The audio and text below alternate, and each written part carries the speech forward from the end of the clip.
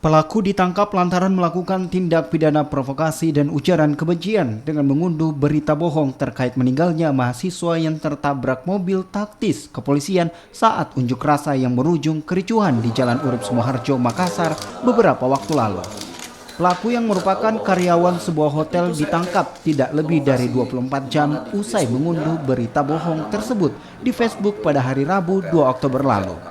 Pelaku mengaku mendapat informasi dari keluarga korban tanpa melakukan pengecekan terlebih dahulu sebelum mengunduh informasi ke media sosial. Kini pelaku masih menjalani penyelidikan di Polda Sulawesi Selatan. Pengejaran terhadap pelaku ini oleh unit cybercrime di Krimsus Polda Sulsel, kami temukan bahwa pemilik akun ini atas nama Ipang Idrus.